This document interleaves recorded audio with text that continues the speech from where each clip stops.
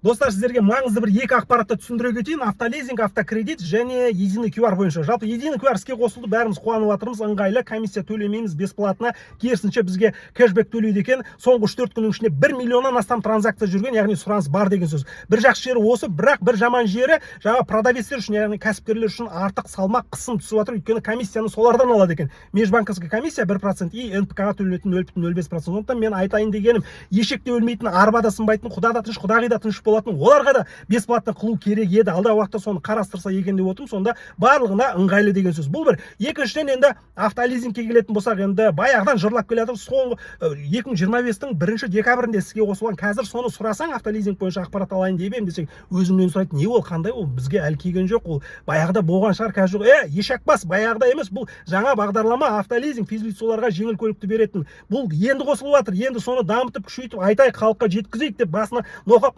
түсіндірмесең, өзіңнен сұрайды. Көрдіңіз бе? Мен баяғыдан айтатыным осы, автолизингті дамыту керек. Осыны до конца добить ету керек. Бүкіл әлем осыны қолданып жатыр. Сонда автопром дамиды, экономика қайнайды. Кеше айтып жатқан автокредитте жаңағыдай басқа кредиттердің көптігіне қарамай-ақ бере береміз деген ол тупик. Өйткені сен басқа кредиттің көп та, еще авто жаңа кредитті алып аласың, ертең төлемей қалсаң не болады? Машинаң да жоқ, ақша да жоқ, кредит төлеп отырасың, екі саусақты мұрынға тығып. Сол дұрыс па? Әрине дұрыс емес. Сондықтан льготный кредитованияны көбейту керек және автолизингті дамыту керек. Сонда автопром дамиды, салондардың машинасы өтеді, халықта машина болады, тірлік істейді. Ол машина есіктің алдында тұрмайды, сумен жүрмейді, ауамен жүрмейді, бензинмен жүреді, бензин сатып алады халық.